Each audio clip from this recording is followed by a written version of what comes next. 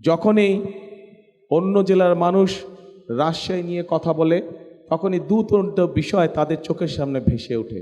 প্রথমে কোন জিনিসটা ভেসে ওঠে বলেন তো?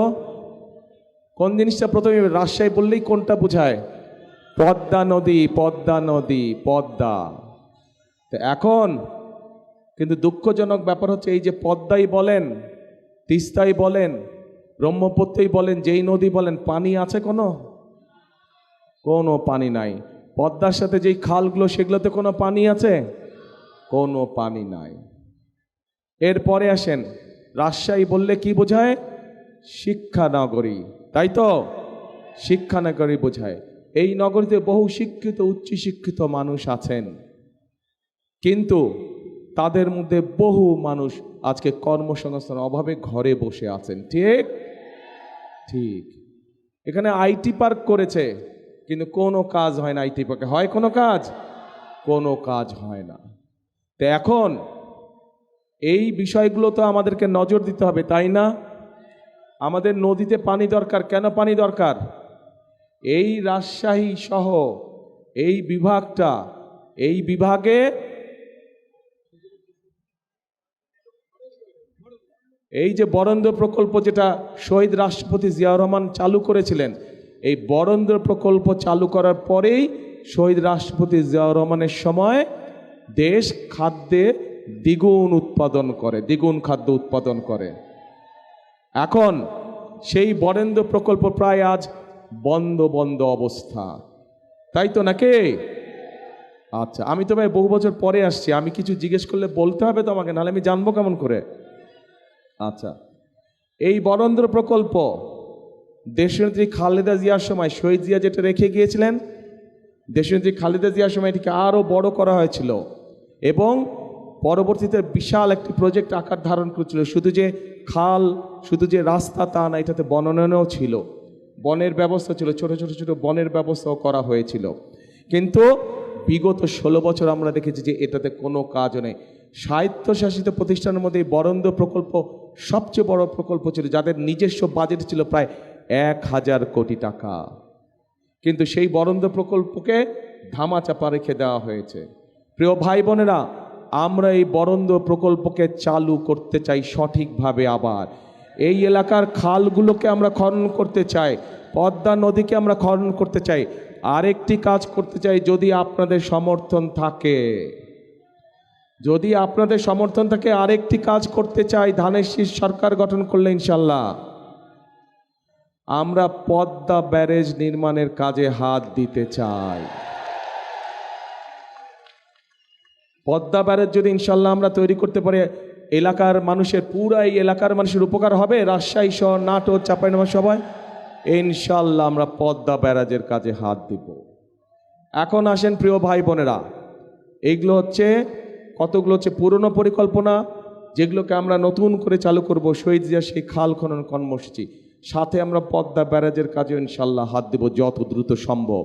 কিন্তু তার জন্য আপনাদের সহ এই পুরো অঞ্চলের, উত্তরাঞ্চলের প্রত্যেকটি মানুষকে ধানের শীষকে জয়যুক্ত করতে হবে। কারণ এই বরেন্দ্র প্রকল্পের সুবিধা রাজশাহী থেকে শুরু করে সেই ঠাকুরগাঁ পঞ্চগড় পর্যন্ত কৃষকরা সুবিধা পেয়ে থাকে, পায় না? সেই পর্যন্ত চলে গিয়েছে এটার প্রকল্পের সুযোগ সুবিধা। কাজেই সেটি পদ্মা ব্যারেজই হোক, প্রকল্প চালুই হোক না কেন, এটার সুবিধা সকল মানুষ পাবে। কৃষক পাবে, কিষাণ বোন পাবে, কৃষক ভাই পাবে, সাধারণ মানুষ পাবে। কারণ উৎপাদন যখন বাড়বে, স্বাভাবিকভাবে নিত্য প্রয়োজনীয় জিনিসের দাম কমবে। কিন্তু একই সাথে আমাদেরকে নজর রাখতে হবে যাতে কৃষকরা তাদের উৎপাদিত পণ্য কোল্ড স্টোরেজে ঠিকভাবে রাখতে পারে, হিমাগারে রাখতে পারে। এই যে এখানে আম বাগান, আমাদের এই যে চাপাই শহর রাজশাহীর যে আম বাগান, আমাদের এখানে আমকে সংরক্ষণ করার জন্য কোনো হিমাগার নেই। আমাদের পরিকল্পনার মধ্যে একটি আছে কিভাবে আমকে সংরক্ষণ করা যায়, আরও বেশি কিছুদিন রাখা যায়, সেটা পরীক্ষা নিরীক্ষা করে আমরা আমের জন্য হিমাগার তৈরি করতে চাই এই এলাকায়। প্রিয় ভাই বোনেরা, এবার আসেন আরেকটি কথা বলি। ওই যে বললাম, রাজশাহীর কথা বললেই একটি কথা মনে আসে, শিক্ষানগরী। কিন্তু মানুষ শিক্ষিত আছে, উচ্চশিক্ষিত মানুষ আছে, আইটি পার্ক আছে, কিন্তু কোনো কাজ নাই। আমরা এই আইটি পার্ককে সচল করতে চাই। আইটি পার্ককে সচল করার মাধ্যমে শিক্ষিত এবং উচ্চশিক্ষিত যে মানুষগুলো আছে, বিশেষ করে যারা আইটিতে কাজ করেন, তাদের আইটি সংক্রান্ত যেই কাজগুলো তাদের দরকার, এই মুহূর্তে আইটি সংক্রান্ত কাজ বলতে আমাদের যে মোবাইল ফোন কোম্পানিগুলো আছে, যেই কয়েকটা, শুধু ওই কয়টাতেই কাজ করা যায়। এর বাইরেও বহুত কাজ আছে যারা আইটিতে, আমাদের অনেক তরুণ আছে, অনেক যুবক আছে যারা এই কাজে পারদর্শী, কিন্তু তাদের কর্মসংস্থানের উপায় নাই। আমরা সেই উপায়টি তৈরি করতে চাই, আইটি পার্কের মধ্যে সেই উপায়টিকে তৈরি করতে চাই। একই সাথে আমরা এই বিভাগে ভোকেশনাল ইনস্টিটিউট তৈরি করতে চাই, যেই ভোকেশনাল ইনস্টিটিউট তৈরি করার মাধ্যমে আমরা আমাদের ছেলেদেরকে, আমরা আমাদের বোনদেরকে ট্রেনিং দেব, এবং সেই বিভিন্ন ট্রেনিং দেওয়ার মাধ্যমে তাদেরকে আমরা দক্ষ শ্রমিক হিসাবে গড়ে তুলতে চাই, যাতে করে তারা দেশের ভিতরে নিজেদের ব্যবসা বাণিজ্য করতে পারে, অথবা সেই ট্রেনিং পাওয়ার পরে তারা বিদেশেও কর্মসংস্থানের ব্যবস্থা করতে পারে। প্রিয় ভাই বোনেরা, আমার সামনে এখানে কয়েক হাজার মা বোন উপস্থিত আছেন। আপনারা দেখেছেন যে দেশনেত্রী খালেদা জিয়া যখন রাষ্ট্র পরিচালনার দায়িত্বে ছিলেন, তখন উনি একটি পলিসি গ্রহণ করেছিলেন যে আমাদের নারীদেরকে, মেয়েদেরকে শিক্ষিত করতে হবে, এবং সেই জন্যই ক্লাস 1 থেকে ক্লাস 12 পর্যন্ত মেয়েদের শিক্ষা ব্যবস্থা ফ্রি করে দেওয়া হয়েছিল, যার ফলে বাংলাদেশে এখন মেয়েদের শিক্ষিতের হার যে কোনো সমাজে অনেক বেশি। কিন্তু শুধু শিক্ষা দিলেই চলবে না, শিক্ষার সাথে সাথে তাদেরকে স্বাবলম্বী করে তুলতে হবে, অর্থনৈতিকভাবে স্বাবলম্বী করে গড়ে তুলতে হবে। এবং সেই জন্যই আমরা প্রত্যেকটি মায়ের হাতে, প্রত্যেকটি গ্রামে শহরে প্রত্যেকটি মায়ের হাতে আমরা ফ্যামিলি কার্ড পৌঁছে দিতে চাই। এই ফ্যামিলি কার্ড দল মত নির্বিশেষে প্রত্যেকটি মা এই ফ্যামিলি কার্ড পাবে, এবং ফ্যামিলি কার্ডের মাধ্যমে তারা সরকারের পক্ষ থেকে মিনিমাম কিছু সুযোগ সুবিধা পাবে, যাতে করে মাসে তাদের সংসারের ধাক্কাটা সামলে উঠতে পারে, তারা সংসারের চালানোর যে ধাক্কা, সেই ধাক্কাটি মা বোনরা যাতে সামলে উঠতে পারে। প্রিয় ভাই বোনেরা, আমরা এই এলাকায় বহু মানুষ এখান থেকে আপনাদের সামনে দিয়ে অন্য দেশে চলে যায় চিকিৎসার জন্য, যায় না? এখান থেকে বছরে বহু মানুষ এইখান থেকে পার হয়ে চিকিৎসার জন্য যায়। এটা দেশের বৈদেশিক মুদ্রা তারা নিয়ে যাচ্ছে। আমরা এই অবস্থার পরিবর্তন করতে চাই, এবং এই অবস্থার পরিবর্তন করার জন্য আমাদের পরিকল্পনার মধ্যে আছে যে রাজশাহীতে আমরা বিশেষায়িত কোনো হাসপাতাল তৈরি করতে পারি কি না, যার ফলে এই এলাকার মানুষ সহ সমগ্র দেশের মানুষ চিকিৎসা সুবিধা পায়, যাতে করে আমরা বৈদেশিক মুদ্রা দেশে রেখে দিতে পারি, যাতে করে দেশের মানুষ দেশে থেকেই ভালো চিকিৎসা গ্রহণ করতে পারে। প্রিয় ভাই বোনেরা, এই রাজশাহী সহ পুরো উত্তরাঞ্চল মূলত কৃষি নির্ভর। প্রধান পেশা হচ্ছে কৃষির পেশা। কৃষি পেশা সংক্রান্ত যে সকল ইন্ডাস্ট্রি করা সম্ভব, সেগুলোর একটি তালিকা কম বেশি আমরা তৈরি করেছি, এবং ইনশাল্লাহ 12 তারিখে নির্বাচনের পরে সরকার গঠনে সক্ষম হলে সরকার থেকে সব রকম সহায়তা দেওয়া হবে। যে সকল উদ্যোক্তা কৃষি সংক্রান্ত মিল ফ্যাক্টরি এই রাজশাহী সহ পুরো উত্তরাঞ্চলে প্রতিষ্ঠিত করবে, তাদেরকে বিশেষ সহায়তা দেওয়া হবে, যাতে করে তারা মিল ফ্যাক্টরি করতে পারে। কারণ তারা যদি মিল ফ্যাক্টরি করে, তাহলে এই এলাকার সন্তানরা, সেটি রাজশাহী জেলা হোক, সেটি সমগ্র উত্তরাঞ্চলের মানুষ হোক, তাহলে তাদের কর্মসংস্থানের সুবিধা হবে। প্রিয় ভাই বোনেরা, যেহেতু রাজশাহী সহ উত্তরাঞ্চলের অধিকাংশ মানুষ কৃষি কাজের সাথে জড়িত, যদিও সমগ্র বাংলাদেশেরই অধিকাংশ মানুষ কৃষি পেশার সাথে জড়িত, দেশের জনসংখ্যার বৃহৎ একটি অংশ কৃষি পেশার সাথে জড়িত। কাজে কৃষক যদি আজকে ভালো থাকে, তাহলে অবশ্যই দেশের মানুষ ভালো থাকবে।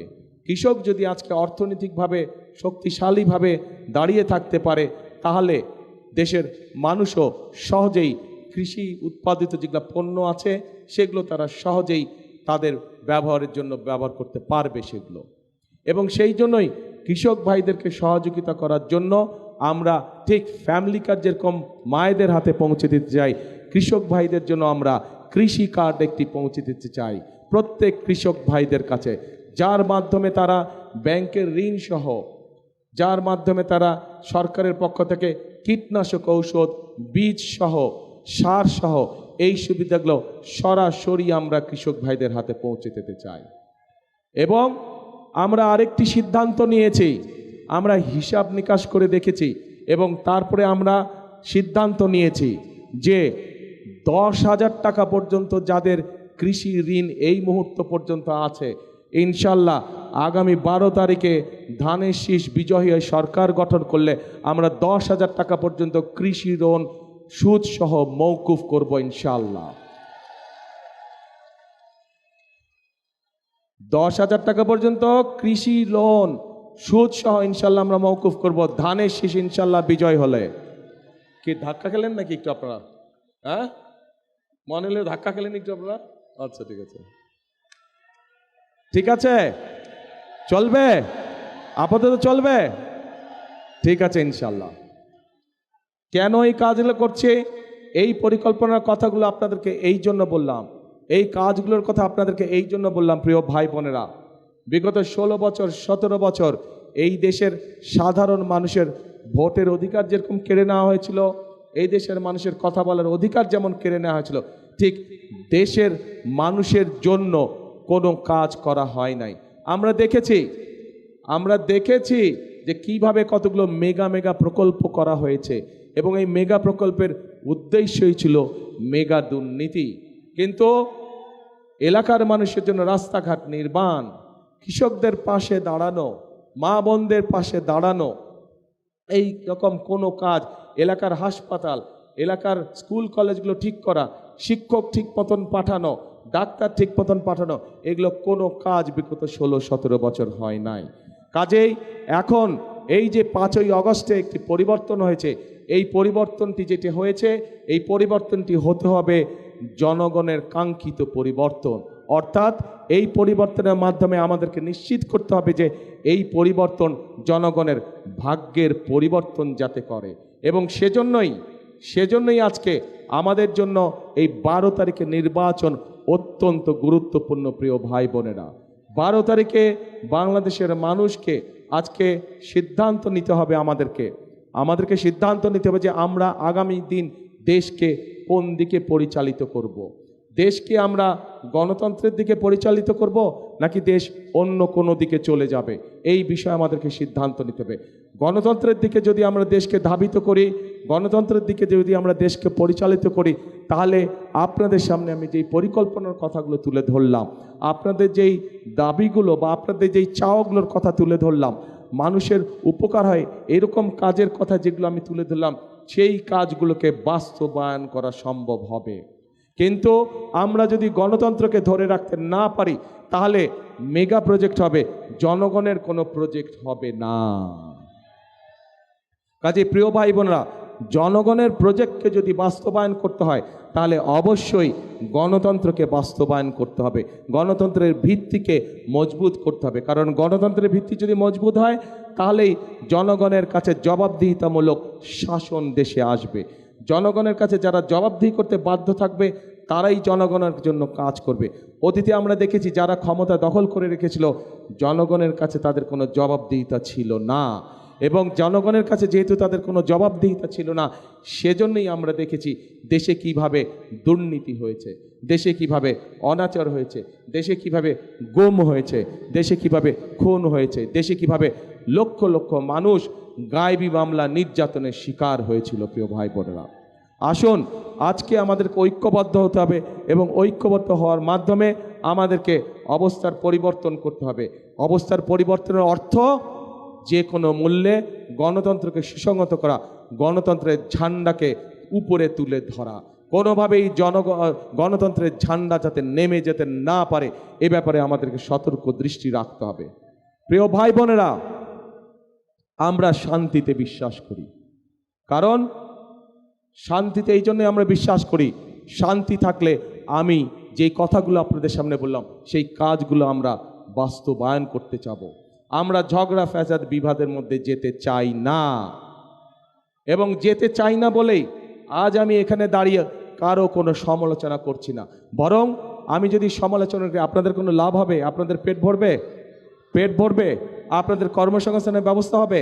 আপনাদের কৃষি লোন 10,000 টাকা যে মৌকুফ করব আমরা, সেটা করা সম্ভব হবে? ওটা করা সম্ভব হবে না। সেজন্যই আমি কারো সমালোচনায় যেতে চাই না।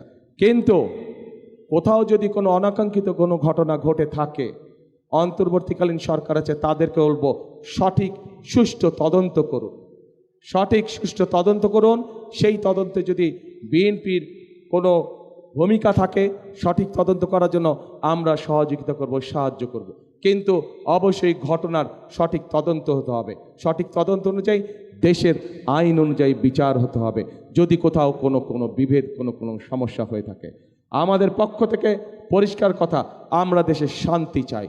মুসলমান, হিন্দু, খ্রিস্টান, বৌদ্ধ সকলকে নিয়ে আমরা শান্তিতে বসবাস করতে চাই এই দেশে। 71 সালে যখন দেশ স্বাধীনতার যুদ্ধ হয়েছিল, তখন আমরা যখন যুদ্ধে ঝাঁপিয়ে পড়েছিলেন, মুক্তিযোদ্ধারা যখন যুদ্ধে ঝাঁপিয়ে পড়েছিলেন, তখন আমরা কেউ দেখিনি কার কোন ধর্ম।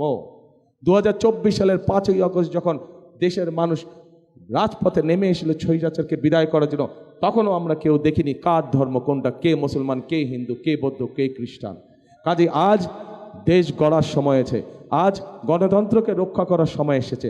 আজ আমরা ধর্ম দেখতে চাই না, আমরা দেখব ভোটার, আমরা দেখব মানুষ, আমরা দেখব সে বাংলাদেশি, তার সবচেয়ে বড় পরিচয় সে বাংলাদেশি, তার সবচেয়ে বড় পরিচয় সে গণতন্ত্রে বিশ্বাসী, শান্তিতে বিশ্বাসী।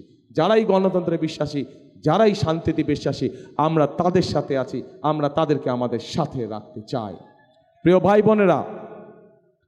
ভাই বোনেরা, বিগত 16 বছর আমরা কয়েকটি তথাকথিত নির্বাচন দেখেছি, নিশিরাতের নির্বাচন দেখেছি, আমিডামি নির্বাচন দেখেছি, গায়েবী নির্বাচন দেখেছি। দেশের মানুষ ভোট দিতে পেরেছিলেন আপনারা? পারেননি আপনারা ভোট দিতে। তারা চলে গেছে যারা ভোটের অধিকার কেড়ে নিয়েছিল। কিন্তু আরেকটি মহল ষড়যন্ত্র শুরু করছে, ভেতরে ভেতরে ষড়যন্ত্র করছে কিভাবে এই নির্বাচনকে ক্ষতিগ্রস্ত করা যায়, কিভাবে বাধাগ্রস্ত করা যায়। আজ এখানে হাজার লক্ষ মানুষ যারা আপনারা উপস্থিত হয়েছেন, আপনারা সহ আপনারা যত মানুষের সাথে দেখাবে, প্রত্যেককে বলবেন যে আগামী 12 তারিখে নির্বাচন যাতে কেউ বানচাল করতে না পারে, সেজন্য সকলকে সতর্ক থাকতে হবে, সকলকে সজাগ থাকতে হবে। প্রিয় ভাই বোনেরা, আমরা যদি জনগণ যদি 12 তারিখে সজাগ থাকে, জনগণ যদি 12 তারিখে সতর্ক থাকে, 13 তারিখ থেকে শুরু হবে জনগণের দিন ইনশাআল্লাহ। এই বাংলাদেশে 13 তারিখ থেকে হবে জনগণের দিন। জনগণের প্রত্যাশা, জনগণের আশা, জনগণের আকাঙ্ক্ষা যে সকল আছে, সে সকল বিষয়ের কাজগুলো ধীরে ধীরে পর্যায়ক্রমিকভাবে শুরু হবে। বেকারদের কর্মসংস্থানের সমস্যার সমাধানের কাজ শুরু হবে, মা বোনদের ফ্যামিলি কার্ডের কাজ শুরু হবে, কৃষক ভাইদের কৃষক কার্ডের কাজ শুরু হবে, বেকারদের কর্মসংস্থানের কাজ শুরু হবে। আমাদের তিস্তায় পদ্মা ব্যারাজের কাজ আমরা শুরু করব, বরেন্দ্র প্রকল্পের কাজ আমরা শুরু করব, 10,000 টাকা পর্যন্ত কৃষি লোন মৌকুফের কাজ আমরা শুরু করব। এই কাজগুলো হচ্ছে জনগণের কাজ, এবং এই কাজগুলো ইনশাল্লাহ 12 তারিখে ধানের শীষ জয়যুক্ত হলে পরে ইনশাল্লাহ 13 তারিখ থেকে শুরু হবে জনগণের জয়যাত্রা। সেজন্যই প্রিয় ভাই বোনেরা, সবসময় আমি একটি কথা বলি, শহীদ জিয়া দেশ গড়েছেন, দেশনেত্রী খালেদা জিয়া দেশ গড়েছেন, এখন আমাদের সকলের পালা দেশ গড়ার। কারণ এই দেশই হচ্ছে আমাদের প্রথম, এবং এই দেশই হচ্ছে আমাদের শেষ ঠিকানা। সেজন্যই আমি একটি কথা বলি, সবসময় একটি কথা বলি, কথাটি আপনারাও জানেন, আমার সাথে দয়া করে কথাটা বলবেন। করব কাজ সবার আগে বাংলাদেশ।